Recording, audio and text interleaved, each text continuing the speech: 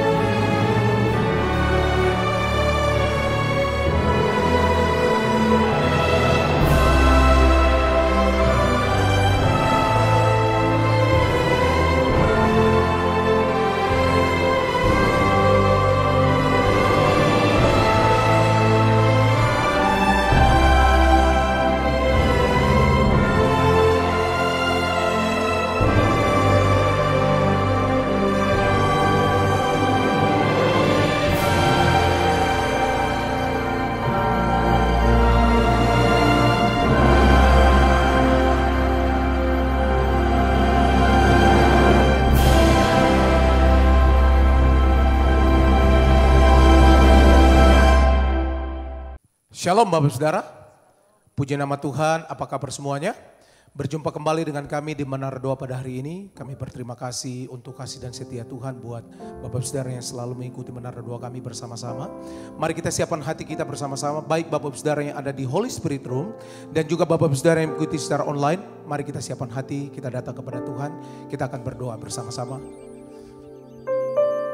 Kami datang hari ini ya Tuhan. Kami berterima kasih untuk Tuhan yang baik buat kami.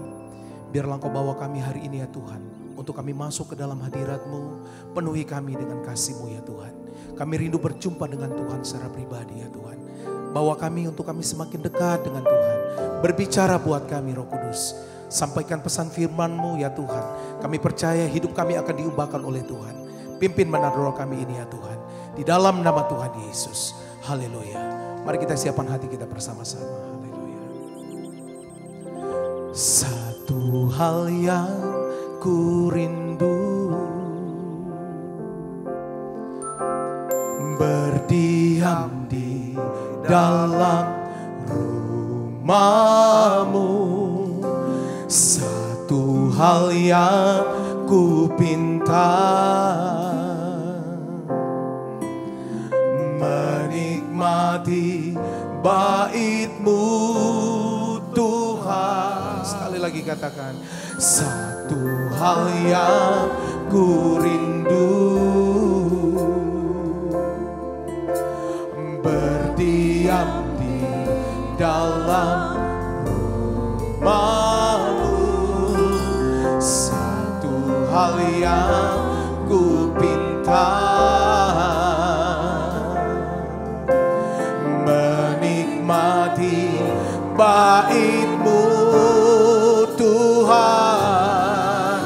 Lebih baik satu hari di pelataran-Mu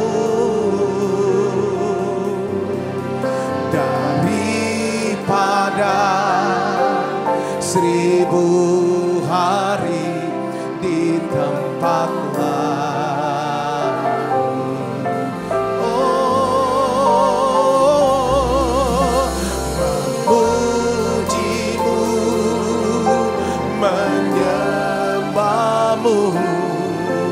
Kau Allah yang hidup dan menikmati semua kemurahan-Mu. Mari dari awal katakan satu hal yang ku rindu. Haleluya. Satu hal yang ku rindu. Tuhan, ini doa kami. Berdiam di dalam rumah-Mu. Satu hal yang ku minta, menikmati bait-Mu. Mari sembah Tuhan, katakan lebih baik satu hari di pelataran-Mu, ya Tuhan, daripada 1000 hari di tempat-Mu. Kami memuji-Mu,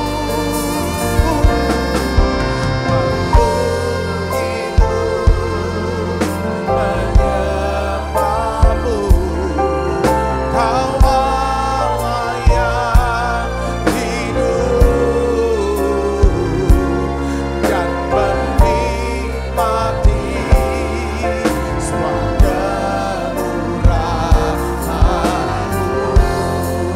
Lebih baik, oh ya Tuhan, lebih baik satu hari di pelataran-Mu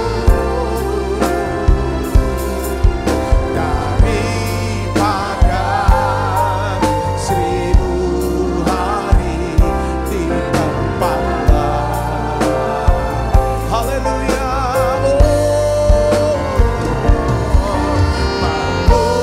Memuji-Mu, menyembah-Mu.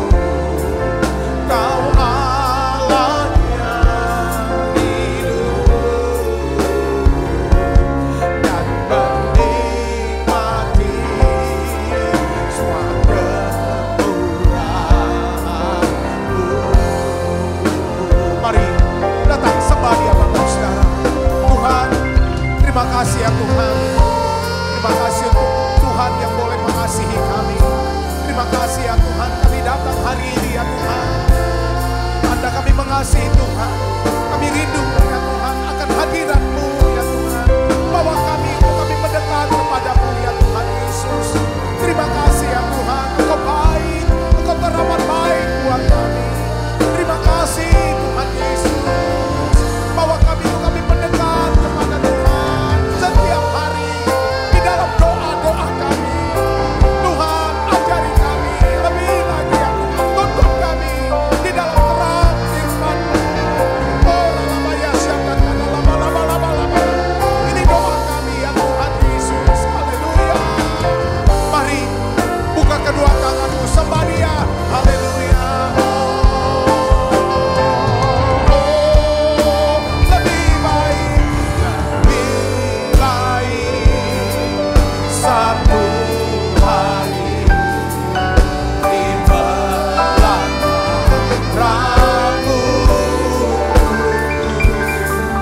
daripada 1000 hari di tempat-Mu. Haleluya. Memuji-Mu, menyembah-Mu. Kau Allah yang hidup dan menikmati semua kemurahan-Mu. Lebih lagi ya Tuhan, lebih baik satu hari di pelataran-Mu daripada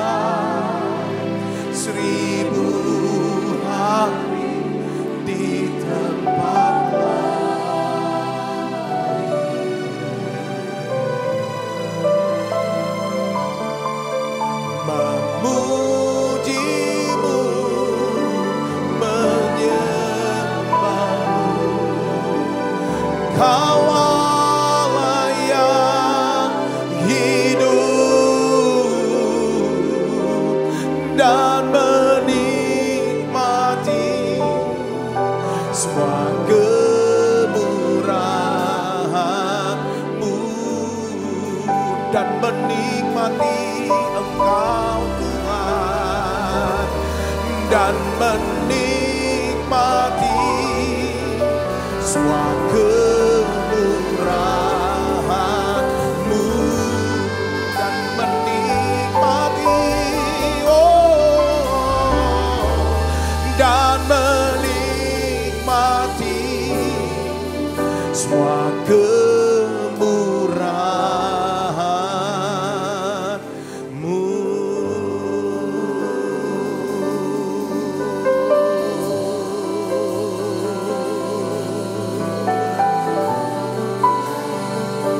Mari datang mendekat kepada Tuhan, Bapak Saudara. Bapak Saudara yang mengikuti secara online, mari datang kepada Tuhan, sembah Dia, bersekutu dengan Dia, masuk ke dalam hadirat-Nya, bawa hidupmu, sembah Dia. Haleluya. Kami mau dekat dengan-Mu, kami mau bersekutu dengan-Mu Tuhan, hidup bergaul intim dengan-Mu Tuhan.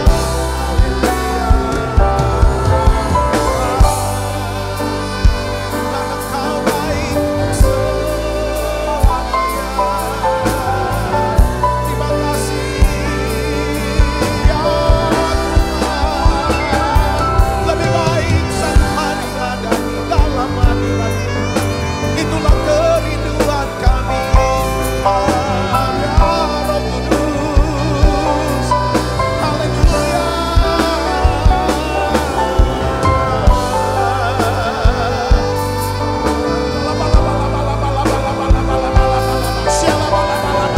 Mari jemaat Tuhan, bawa hidupmu, sembah Dia.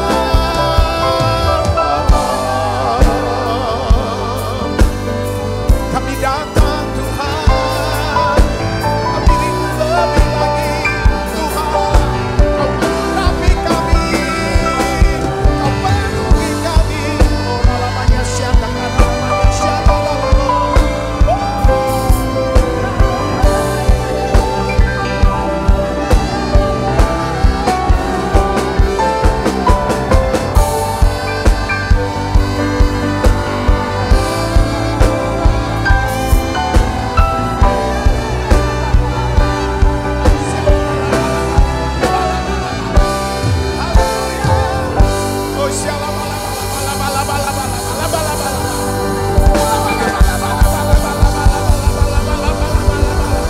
terima kasih.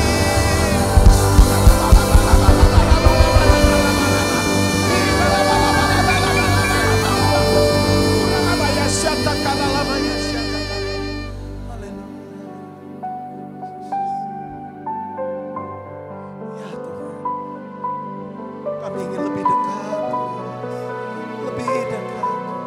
bersekutu dengan Tuhan. Urapi penuhi kami Tuhan. Kami mau menikmati indahnya hadirat-Mu, anugerah-Mu dalam hidup kami. Terima kasih Roh Kudus. Bawa kami Tuhan. Ya Tuhan, puaskan kami. Kami rindu akan Engkau. Oh haleluya. Terima kasih Tuhan, Kau baik. Mari bersama-sama sembah Dia.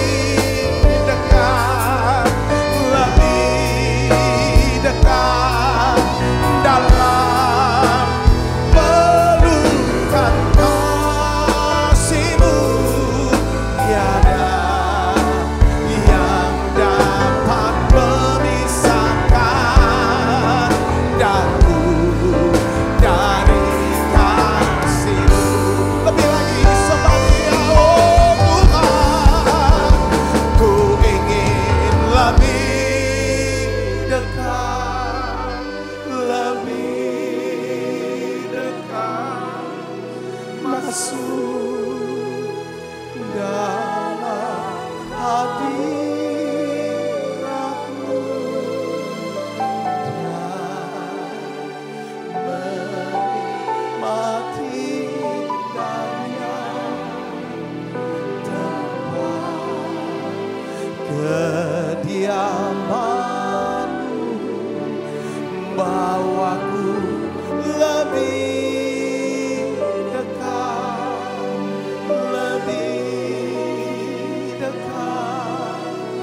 dalam pelukan kasih-Mu yang dapat memisahkan daku dari kasih-Mu.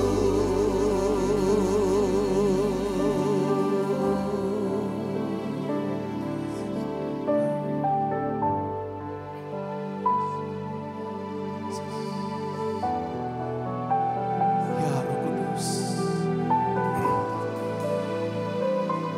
bahwa kami dekat dengan Engkau, hadirat-Mu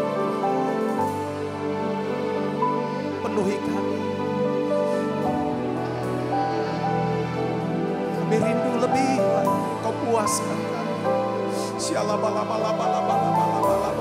Mari bersama-sama katakan, ya Roh Kudus, Kau hadir. Roh Kudus, lawatlah hadirat-Mu,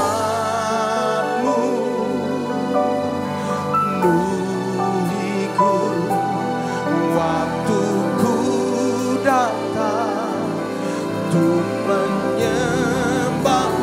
Katakan, ya Roh Kudus, Kau hadir. Roh Kudus, lawatlah hadirat-Mu, penuhiku waktuku datang menyembah-Mu. Oh, katakan ku sembah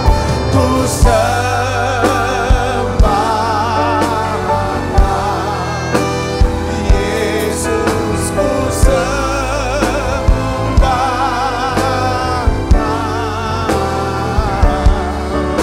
segenap hatiku dan kekuatanku, ku rindu menyembah-Mu. Ku sembah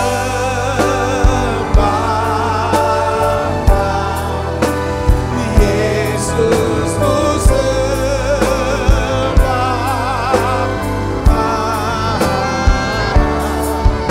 segenap hatiku dan kekuatanku, ku rindu menyembah-Mu.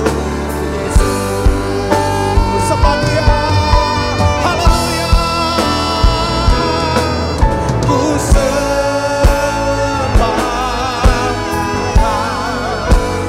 Yesus, ku sembah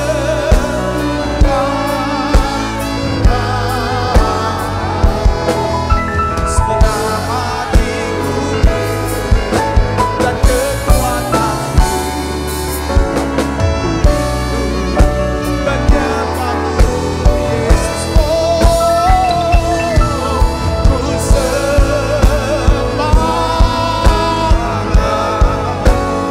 Yesus, ku sembah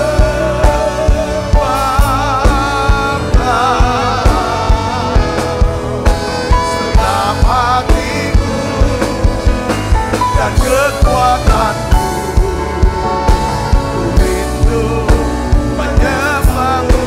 Yesus, ku sembahkan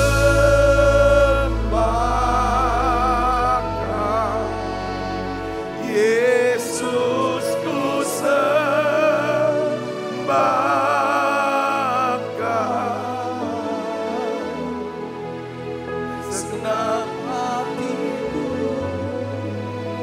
dan kekuatan. Ku rindu menyembah-Mu, Yesus. Aku berserah.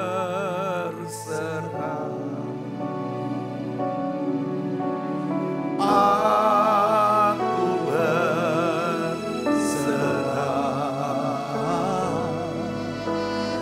pada Yesus Juru Selamat.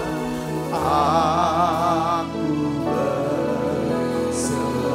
Aku berserah.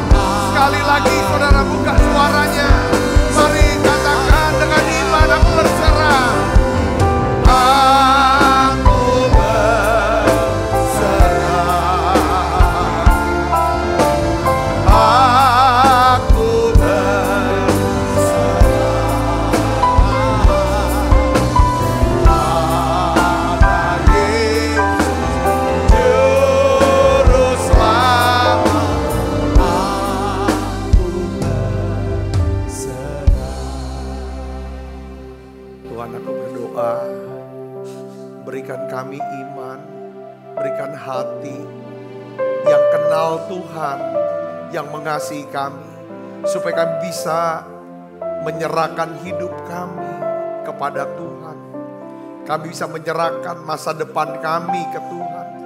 Bahkan kami bisa menyerahkan segala sesuatu yang tidak bisa kami kerjakan, ya Tuhan, kepada tangan Tuhan yang dahsyat, yang ajaib.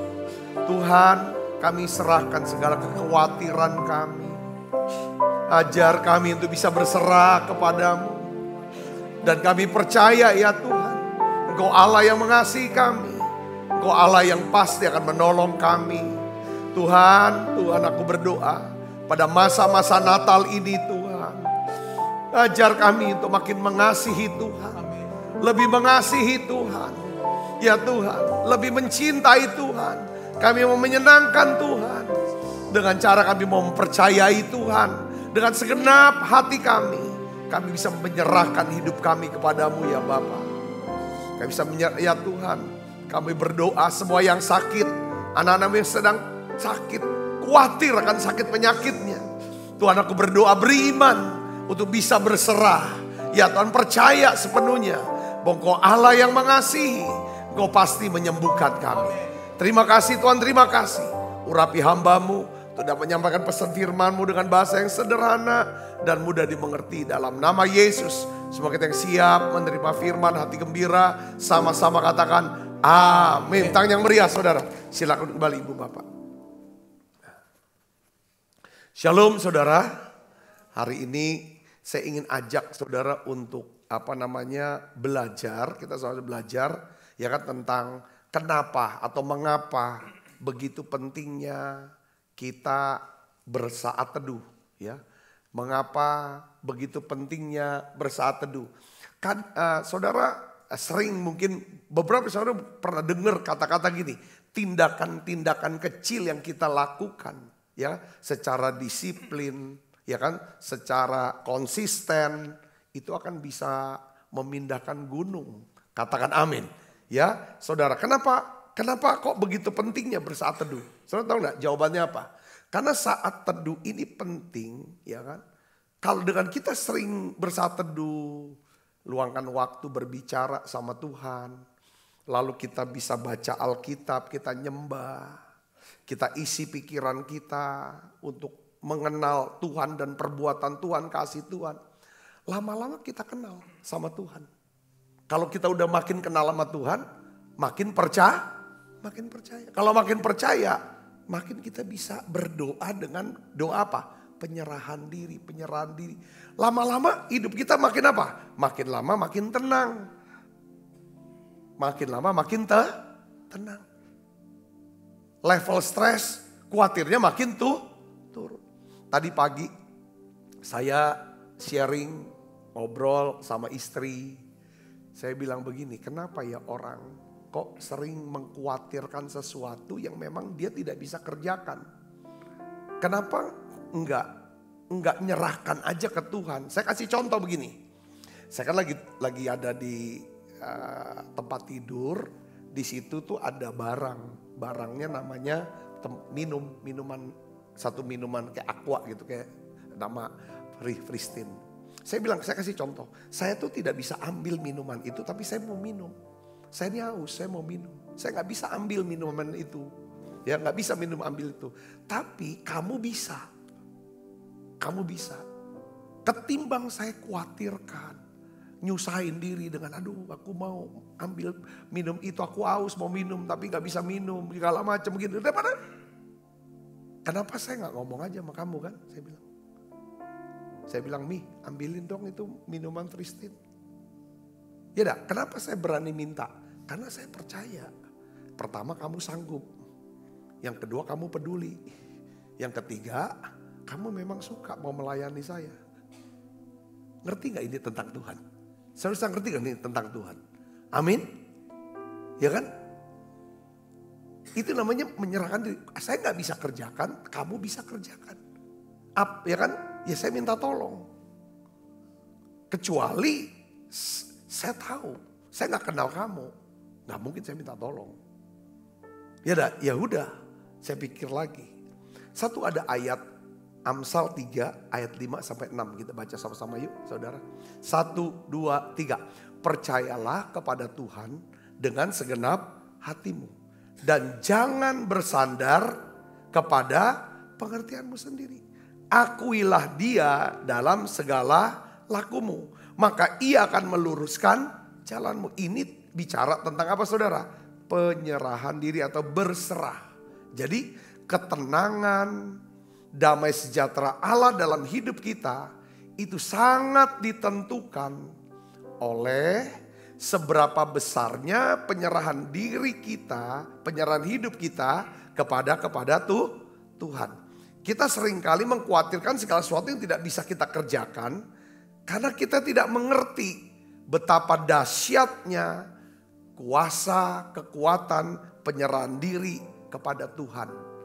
Penyerahan diri kepada Tuhan ini memang sebuah misteri. Kita serahkan ini bisa berhasil atau enggak. Nah, sebagian orang berpikir kalau kamu berserah, kamu lemah. Tapi sebenarnya enggak. Itu adalah sebuah tindakan iman yang penuh dengan kuasa. Ingat loh saudara, kita berserah bukan kepada pembenci. Bukan kepada musuh. Kita berserah kepada siapa saudara? Tuhan yang mengasihi kita. Katakan amin saudara. 1 Yohanes 4 ayat 16 katakan apa? Kita telah mengenal. Ya, kita telah percaya akan apa? Kasih Allah kepada kita. Allah adalah kasih. Barang siapa tetap berada di dalam kasih, ia tetap berada di dalam Allah. Dan Allah di dalam dia. Jadi artinya apa di sini? Saya mau bagi kepada saudara, ya kan? Kenapa kok pentingnya berserah atau penyerahan diri? Ya saudara, nah ini latihannya dengan saat teduh. Saya catat begini saudara tentang surrender ya tentang surrender, tentang penyerahan diri kepada Tuhan. Penyerahan diri adalah sikap paling rendah hati, ya, yang bisa kita lakukan di hadapan Tuhan. Katakan amin. Penyerahan diri, ya, itu adalah posisi tertinggi. Posisi tertinggi kita di hadapan Tuhan. Penyerahan diri adalah tindakan penyembahan yang sejati di hadapan Tuhan. Ada gak contohnya? Ada. Saudaraku, siapa namanya? Abraham. Ketika Tuhan meminta Abraham, ya kan, menyerahkan anaknya yang tunggal yang dia kasihi untuk jadi korban bakaran. Abraham lakukan itu. Tindakan Abraham dilihat Tuhan sebagai bentuk apa? Penyerahan dirinya kepada Tuhan. Bukan penyerahan Ishaknya, tapi penyerahan dirinya kepada Tuhan. Katakan amin saudaraku. Itu penting. Seringkali kalau Tuhan bisa minta sama kita sesuatu untuk diserahkan, untuk dipakai saudara. Tuhan bukan minta barang kita. Dia sedang minta diri kita. Nah, ketika Abraham menyerahkan dirinya kepada Tuhan, ya, melalui dia bawa Ishak, saudara, dia mau saudara tusuk Ishak, bunuh Ishak. Tuhan bilang cegah, gak usah. Ya kan? Lalu Tuhan ngomong, aku udah tahu dah hatimu. Kamu ini rendah hati ya. Kalau kita bisa berserah sama Tuhan dengan doa. Doakan apa yang saudara takutkan.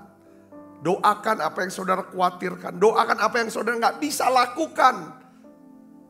Bahkan doakan apa yang Tuhan perintahkan untuk kita lakukan. Yang seringkali aku gak sanggup ini.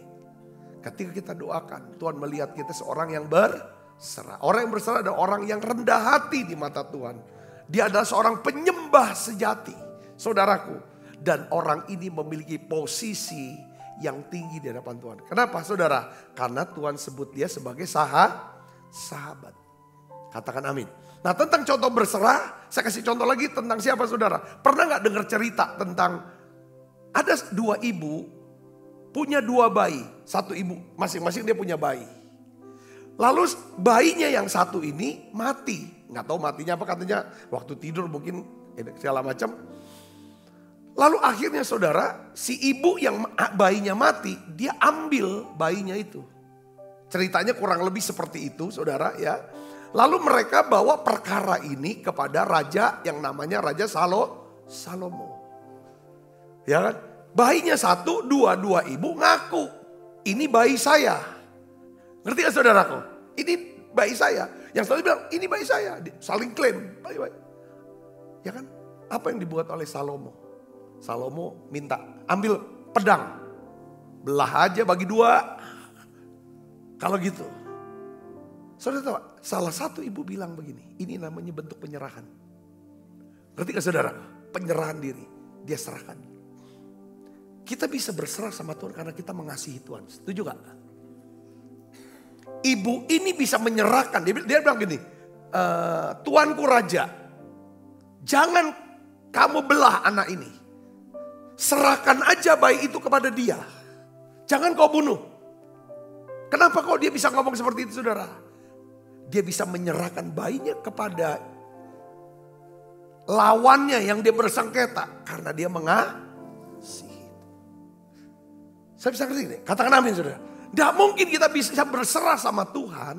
Kalau kita masih mempertahankan diri kita. Hak kita. Milik kita.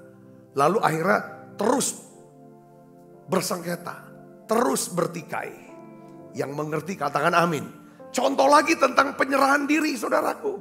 Kita sudah bahas tentang seorang janda di Sarfat. Dia punya anak. Waktu itu masa kelaparan. Stok persediaan daripada tepung tinggal segenggam. Minyak jangan sedikit.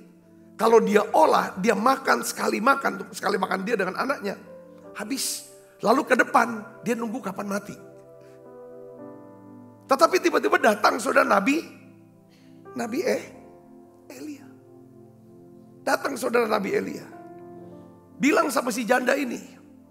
Sekarang gini, ini ada firman Tuhan nih. Ya, kau dengarkan baik, kamu lakukan nih. Ya kan?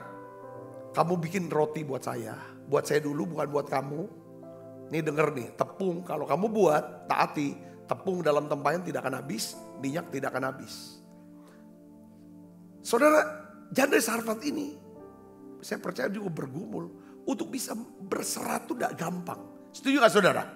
Katakan apa? Tapi kalau kita ngomong aku cinta Tuhan, itu gampang. Tapi kalau tindakan cinta itu menyerahkan apa yang itu kepada Tuhan, itu tidak mudah. Itulah makanya perlunya latihan saat teduh. Saudara bisa ngerti gak? Katakan amin. Ya kan bukan tindakan saat teduhnya juga sih. Kita udah tahu ceritanya bahwa ibu itu dia berikan kepada Elia. Dan ternyata memang tepungnya tidak minyaknya tidak habis. Nah saya mau bicara gini saudaraku. Ya kan? Jadi kita bisa berserah sama Tuhan karena kita cinta Tuhan. Setuju gak saudara? Amin. Nah saudara perhatikan sini. Ya kan? Latihannya apa? Kita bisa bersama Tuhan dengan melatih diri. Dengan apa? Saat teduh. Ya bersaat teduh. Jadi saat teduh tuh bukan gini. Orang tuh yang penting aku udah saat teduh. Yang penting enggak. Saat teduh tuh harus menghasilkan satu pola pikir kerajaan Allah. Pola pikir kekekalan. Saat teduh itu bagian daripada ibadah. Doa, muji, nyembah, baca Alkitab, dengar firman. Saudara ibadah menara doa pun kita nyanyi, muji, nyembah, dengar khotbah saya. Harus bisa produknya apa? Hasilnya ada pikiran kita diubahkan. Kalau pikiran kita diubahkan, pasti perkataan kita juga berubah. Yang ngerti katakan amin. Keputusan kita berubah, tindakan kita berubah, dan hidup kita akan berubah. Itu harus hasilnya seperti itu. Katakan amin saudara. Nah oleh karena itu seharusnya kita penting saat teduh. Nah sekarang pola pikir apa yang kita ingin dapatkan kalau kita bersaat teduh? Saya ingin pola pikir yang pertama yang harus kita tanamkan di sini, ya. Kita butuh Tuhan. Kita saat teduh karena kita membutuhkan Tuhan. Karena kita berasal dari Tuhan. Ya, poin yang pertama, ya beberapa pokok pikiran penting direnungkan mengapa kita harus saat teduh. Yang pertama adalah saudara, kita membutuhkan Tuhan karena kita berasal dari Tuhan. Nah, kalau kita baca di kitab Kejadian, saudara, ya kitab Kejadian, kita bisa melihat beberapa prinsip penting untuk apa? Stabilitas hidup kita dan kelanjutan hidup kita. Saudaraku,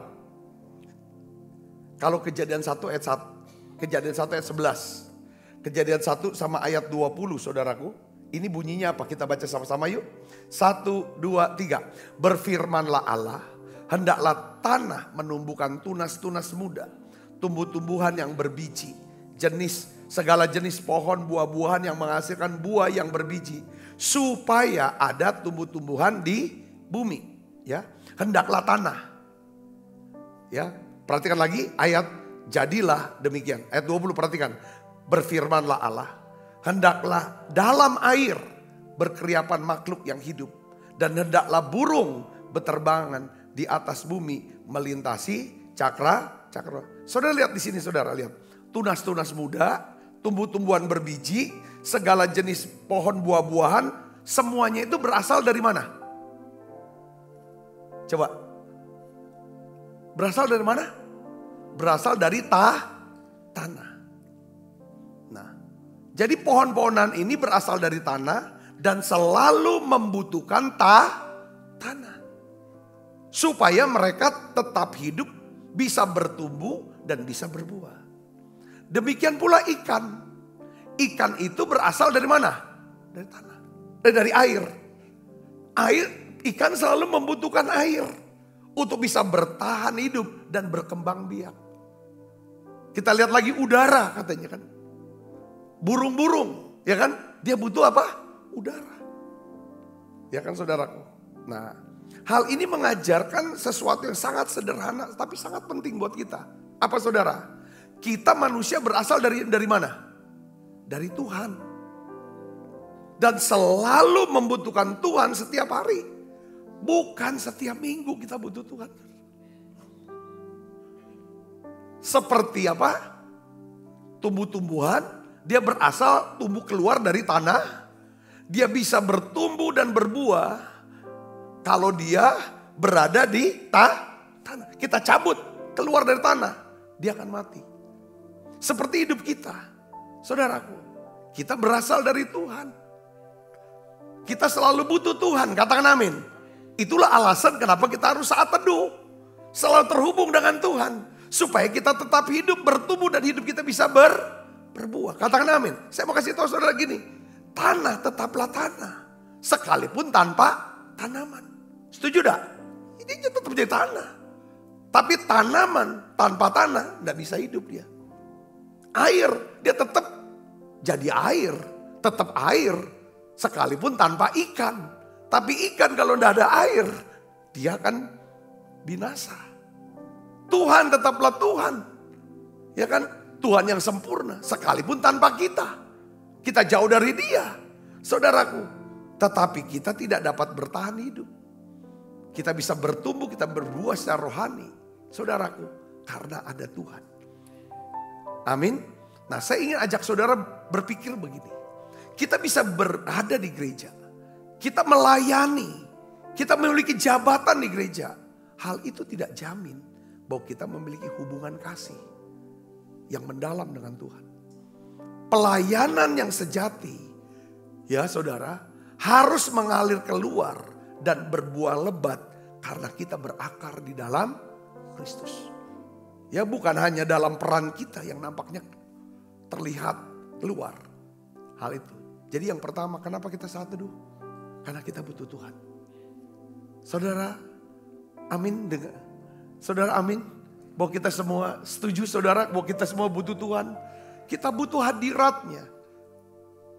Hadiratnya ini membersihkan hati kita. Firman-Nya membersihkan kita. Hadiratnya menguatkan, menyegarkan kita. Hadirat itu seperti air yang menyegarkan.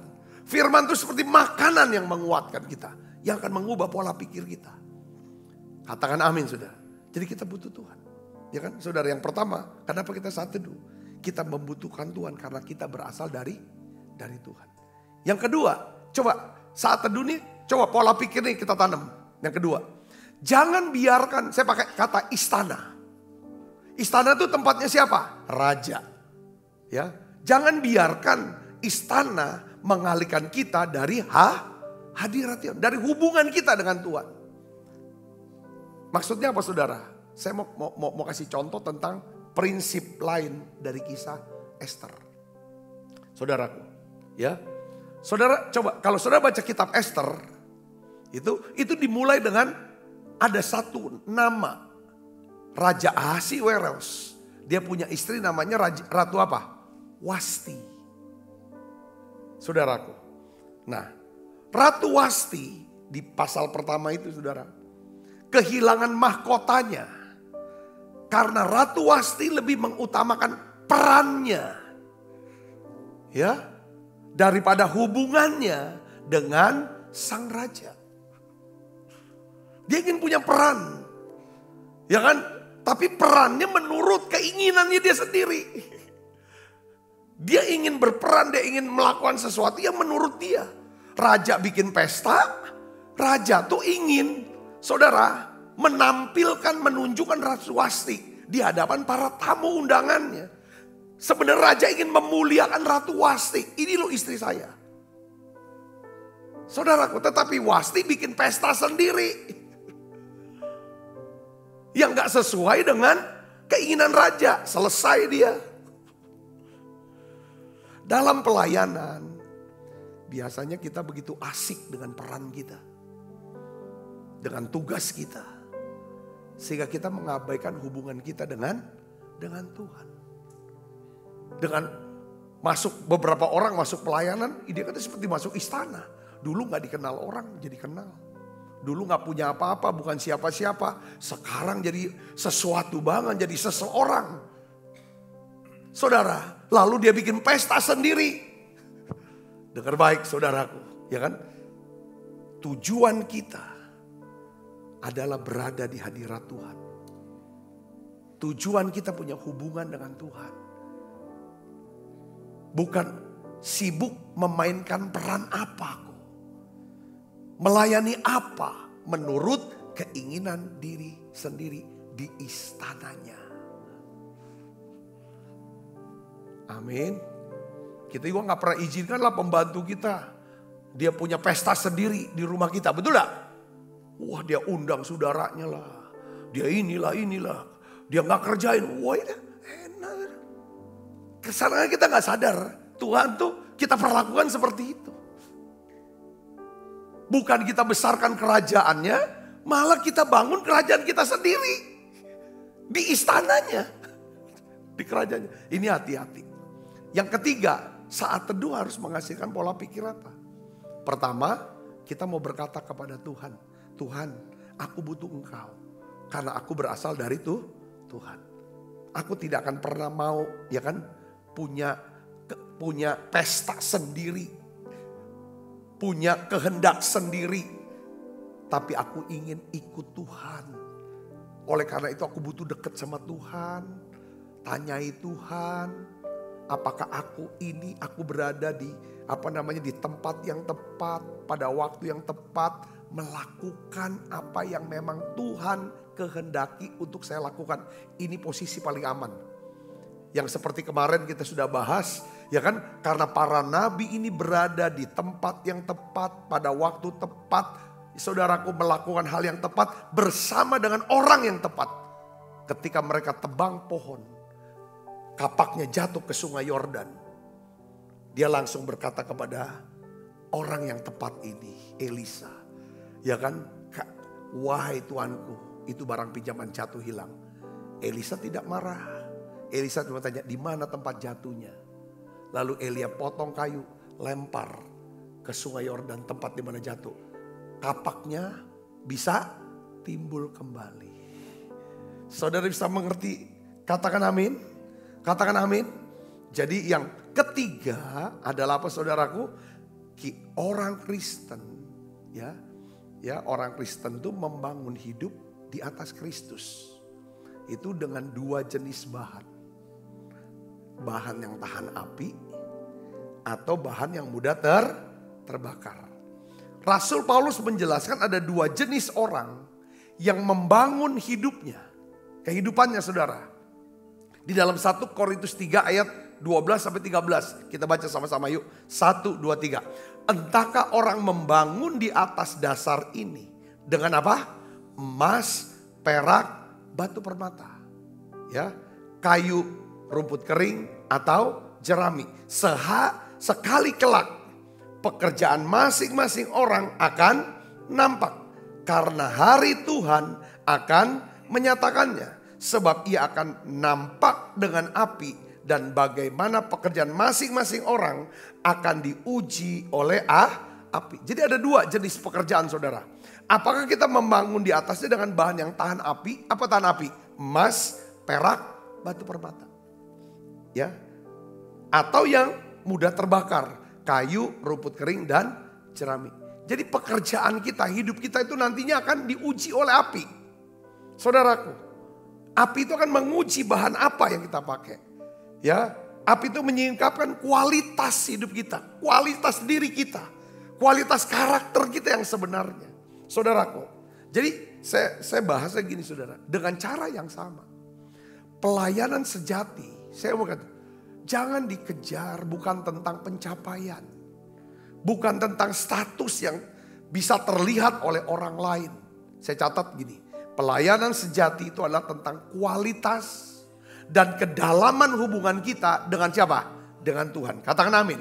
Kalau kita berakar di dalam Kristus, selalu terhubung dengan Tuhan. Jika motivasi pelayanan kita adalah tentang penyerahan hidup, tentang kerelaan berkorban untuk Tuhan Yesus yang telah mengasihi kita. Maka ketika datang pencobaan hidup kita, pencobaan itu akan memurnikan kita. Pencobaan bukan akhirnya membuat kita jadi terbuang, hancur, sudah terbakar habis. Tapi pencobaan justru akan meningkatkan nilai kita di dalam kerajaan Allah. Katakan amin. Saudara tahu gak ada beda nilai sama harga? Sudah tahu ya? Tahu gak arti beda nilai sama harga? Kita ini bisa bernilai di hadapan Tuhan.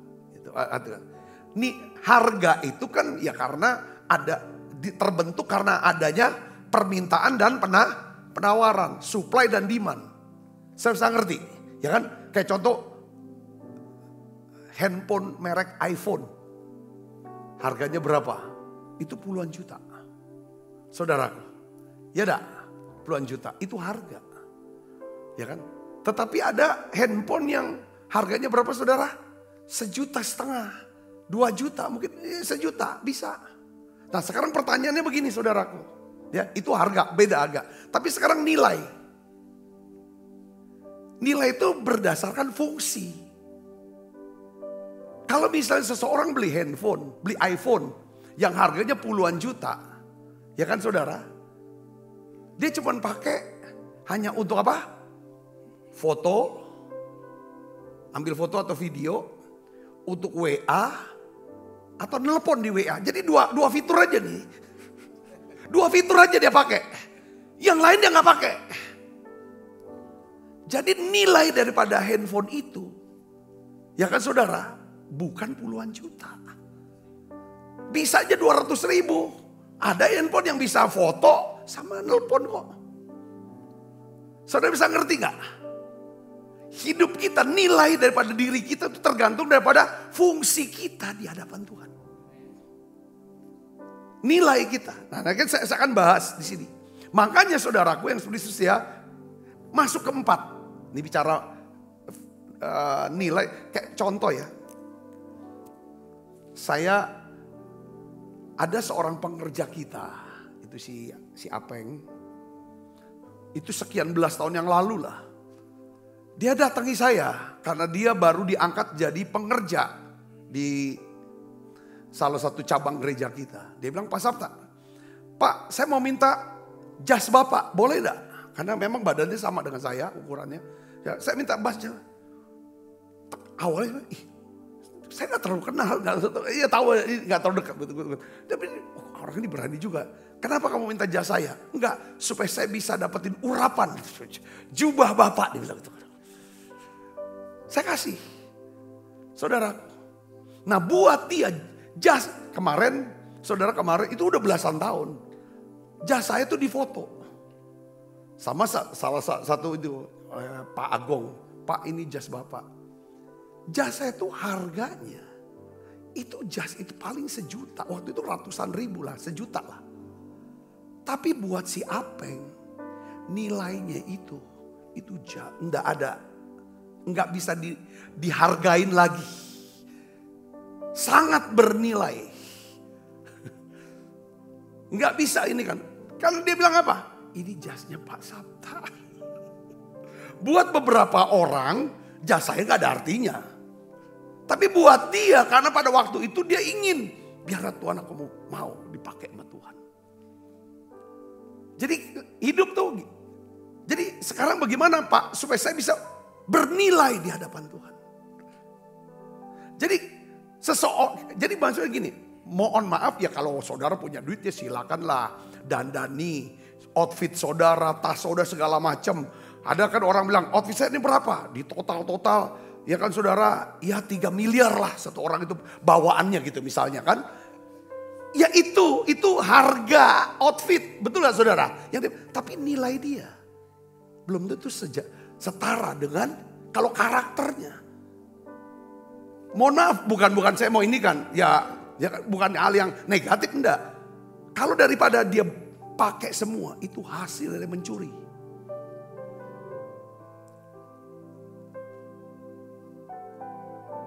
Nilai enggak? Enggak bernilai. Betul outfitnya 3 miliar, tapi hasilnya dari mencuri. Enggak ada nilai itu di mata Tuhan, di mata orang lain. Oke, dari hasil kerja keras dia, oke. Tetapi kerja keras dan nipu sini, nipu sana. Dia peres karyawannya. Dia tunda gajinya. Ya kan, pembayaran dia tunda. Utang-utang yang harus dia bayar. Dia bisa ini. Ibu bapak bisa mengerti ini. Makanya jadi di gereja juga seperti itu. Kita tuh harus kejar nilai, bukan cuma secara harga. Value. Bukan cuma sekedar price. Ya kan? Kita bisa dandani diri kita dengan hebat. Ya wajar, boleh, harus. Tidak ada masalah itu, tidak ada masalah. Tapi penting yang kita kejar itu. Orang yang ngejar selalu mau terhubung dengan penciptanya. Tuhan, Yesus Kristus. Pasti. Saudaraku, dia tahu. Karena gini, Tuhan yang keempat ya. Tuhan tidak memanggil kita. Saya pakai istilah untuk sibuk. Lalu jadi stres. Tuhan memanggil kita untuk apa? Berbuah. Kenapa saya pakai istilah kayak gini? Karena orang sibuk itu belum tentu dia berbuah. Betul gak saudara? Tetapi orang yang berbuah, kita tahu dia pasti terhubung dengan Tuhan. Kalau dia terhubung dengan Tuhan, pasti dia orang hidupnya tenang, ada damai sejahtera, punya hikmat, punya kecerdasan, pasti orangnya giat kerja, otomatis. Yang ngerti punya kekuatan, pikirannya, langkah-langkahnya, keputusannya strategis, tepat, peka, pasti berbuah. Saya bisa ngeri gini, katakan amin. Ya orang sibuk, belum tentu dia berbuah. Tuhan tidak panggil kita untuk sibuk. Bukan berarti kita harus malas-malesan, enggak. Berbuah itu orang yang sibuk untuk berbuah. Orang berbuah pasti dia sibuk. Tidak mungkin dia nggak sibuk. Kolose 1 ayat 10 kita baca yuk. Ini ayat terakhir. Ini bagus sekali ayatnya saudara. Saya dapatin. Yuk kita baca yuk. 1, 2, 3. Sehingga hidupmu layak di hadapannya. Serta berkenan kepadanya. Dalam segala hal. Kamu memberi buah dalam segala pekerjaan yang baik. Bertumbuh dalam pengetahuan yang benar tentang Allah. Ini nih value. Ini nilai. Katakan amin. Makanya saya pakai istilah value. Pegang value. Integritas, rendah hati, murah hati itu value. Itu nilai. Orang bisa nilai hidup kita tuh. Saudaraku. Ya, jadi perjalanan kita. Jadi Alkitab beritahu kita di Kolose 1:10 tadi kita baca saudaraku. Bahwa perjalanan kita dengan Tuhan itu jauh lebih penting daripada pekerjaan pelayanan kita untuk Dia. Katakan amin. Kemenangan kita dalam pelayanan bukan tentang visi yang besar, sukses yang besar, bahkan efektivitas. Tetapi bagaimana kita bisa menyenangkan hati Tuhan. Katakan amin. Karena gini ya, kalau memang ukurannya, kalau Tuhan senang dengan apa yang kita sibuk kerjakan, kita bisa buat sukses ini, visi besar gini, efektivitas. Gak mungkin ada Matius 7 ayat 21 sampai 23. Setuju gak? Apa Matius 7 ayat 21 itu? Bukan orang yang berseru-seru padaku Tuhan. Masuk kerajaan Allah. Ya kan? Orang ngomong, aku sudah bernubuat. Aku sudah musisi. Itu kan semua kan dia sudah sukses semua. Itu dia sudah capai itu. Tuhan bilang, ekonya pembuat kejahatan. Jadi kita dipanggil untuk berbuah. Ya, jadi dalam segala pekerjaan yang baik. Yang hanya bisa dihasilkan karena kita selalu terhubung dengan Tuhan. Jadi saat teduh itu penting. Arahnya ke sana saudaraku. Saat teduh itu bukan cuman sekedar. Kan waktu saat teduh kan kita mau tenang. Gak mau buru-buru. Gak mau sibukin diri. Gak mau sibukin pikiran. Tenang. Tenang. Tuhan mau apa? Bertahun-tahun saya melayani. Sudah 26 tahun. Bahwa prinsip ini benar-benar terbukti saudara. Kalau orang lihat saya bukan orang sibuk. Saya gak terlalu sibuk kelihatannya. Saya bisa ngerti. Tapi saya ingin jadi orang yang berbuah. Katakan amin. Dan ini hanya bisa. Saudaraku, kalau kita terhubung dengan Tuhan. Mesin bisa menghasilkan sukses. Mesin. Ya, saudara. Tapi cuma makhluk hidup. Yang terhubung dengan sumbernya. Yang bisa menghasilkan buah. Katakan amin saudara. Pola pikir ini yang harus membuat kita. Ya kan ini. Sudah terhubung. Saya dorong kita semua selalu ingat. Nilai kita dalam kerajaan Allah. Itu bukan datang dari visi besar. Atau posisi yang kita pegang.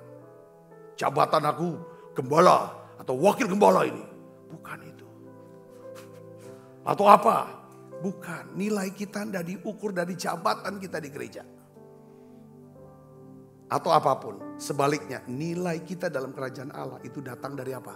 Karena kita mau tinggal dalam Kristus. dan berusaha untuk menyenangkan Tuhan. Saya berdoa, ya, saya berdoa untuk saudara dan untuk saya sendiri.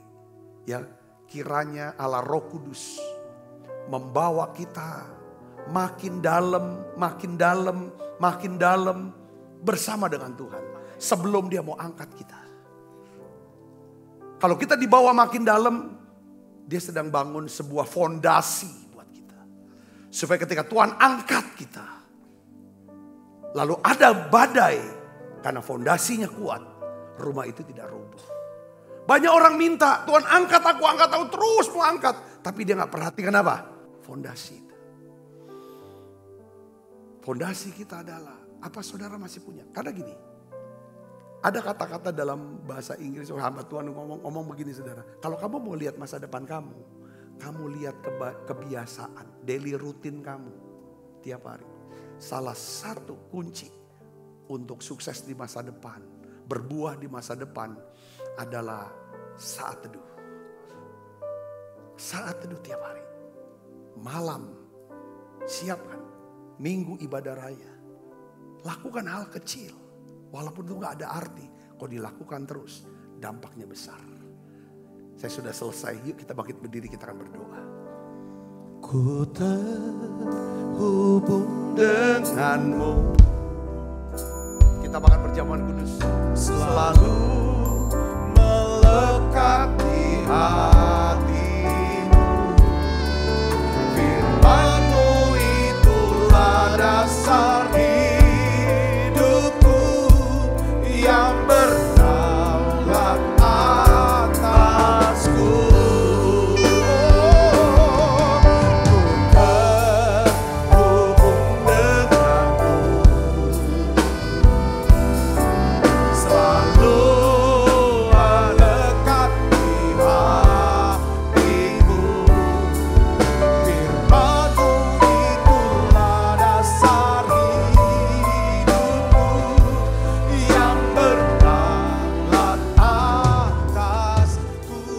Saudara, tadi saya ada cerita tentang dua ibu yang rebutin satu bayinya di hadapan Salomo.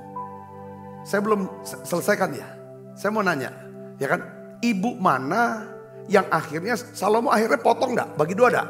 Batal. Lalu Salomo ambil keputusan. Apa saudara? Diambil bayinya itu dikasih kepada ibu yang mau menyerahkan bayinya. Jadi penyerahan diri. Poinnya itu bukan kita kehilangan, habis laku. Betul memang kelihatannya hilang. Tetapi saudara akan dapatkan sesuatu yang sifatnya awet, kekal, ajak yang tidak ada satu orang pun yang bisa ambil itu. Amin. Yang ngerti katakan amin, sah itu. Raja akan bertindak. Kalau ada orang ambil lagi bayinya, diambil lagi. Dan ibu itu kena hukum malah. Kenapa ibu itu berani ambil keputusan? Karena dia kenal raja ini. Dia orang yang bijaksana. Saudara kenal gak sama Tuhan? Kalau saudara kenal Tuhan, saudara percayai Tuhan. Lalu saudara bisa serahkan apapun lewat doa saudara. Lewat pikiran saudara. Dan dia akan melakukan jauh lebih banyak daripada apa yang saudara doakan dan pikirkan. Kata kuncinya adalah belajar tiap hari dekat dengan saat teduh. Kita angkat saudara. Bapa terima kasih. Terima kasih. Untuk pesan Tuhan, untuk pewahyuan, untuk pengajaran masuk tertanam dalam pikiran kami. Inilah kami mau pikirkan perkara yang di atas. Perkara yang lebih tinggi. Hikmat Tuhan. Bukan hikmat dunia atau manusia. Terima kasih Tuhan. Tiap hari Engkau ajar kami lewat menara doa ini. Terima kasih Tuhan. Kami mau bertumbuh di dalam Tuhan. Kami makin terhubung dengan, makin berakar kuat dengan Tuhan. Setiap kali kami makan perjamuan kudus, kami mau berkata, kami ingat Tuhan gantikan kami untuk menjalani hukuman atas dosa. Makasih Tuhan Kau baik. Lewat perjamuan kudus selalu ingat, karena Tuhan sudah menjalani hukuman kematian itu. Maka kami beroleh hidup yang kekal. Kami dipelihara. Ampuni dosa kami Tuhan. Ampuni dosa dan salah kami semua. Doa saudara. Kalau ada ganjalan di hatimu, ampuni dosa. Sucikan kami semua Tuhan. Sebab apa yang telah teruskan kepadamu telah aku terima dari Tuhan. Yaitu Tuhan Yesus pada malam, waktu ia diserahkan, mengambil roti. Dan sudah itu mengucap syukur atasnya. Ia memecah-mecahkannya dan berkata, inilah tubuhku yang diserahkan bagi kamu. Perbuatlah ini menjadi peringatan anak-anakku. Saudaraku, bukankah roti tangan kita adalah pesuhan kita dengan tubuh Kristus? Mari kita makan dalam.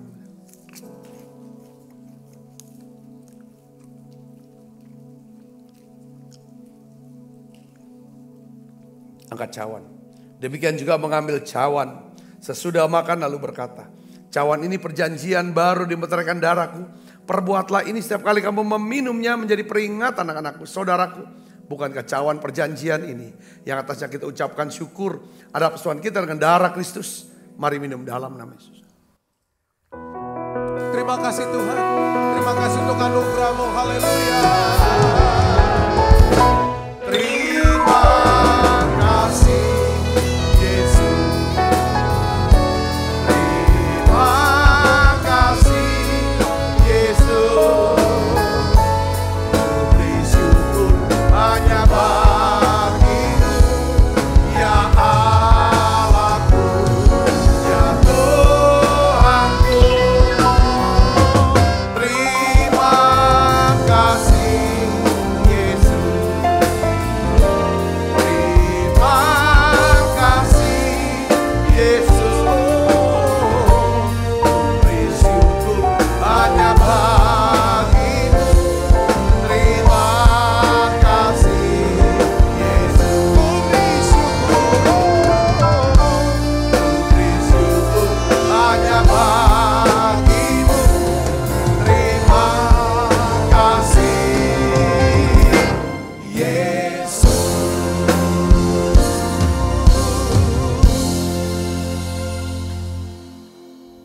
Bapakku minta perlindungan-Mu. Tudung perlindungan buat setiap anak-anak-Mu dan gereja-Mu Tuhan. Jauhkan daripada orang jahat, niat jahat, roh-roh jahat. Bungkus kami semua dengan kuat kuasa darah-Mu. Malaikat Tuhan berpasukan melangkah hidup kami semua. Limpah rahmat rezeki Tuhan berikan. Kesehatan, kekuatan menjadi bagian hidup kami semuanya. Bapa, Engkau memberkati tangan-tangan yang membawa persembahan untuk mendukung ya Tuhan, menabur di pelayanan ini. Berkati mereka. Kekasih Kristus terimalah berkat yang berlimpah-limpah daripada Allah Bapa. Di dalam anaknya yang tunggal Tuhan kita Yesus Kristus. Persoalan yang manis seperti Roh Kudus menyertai saudara semua mulai saat ini sampai Yesus datang menjemput Tuhan permai dan sampai selama-lamanya. Semua kita percaya berkati sama-sama katakan amin. Tuhan berkati saudara semuanya.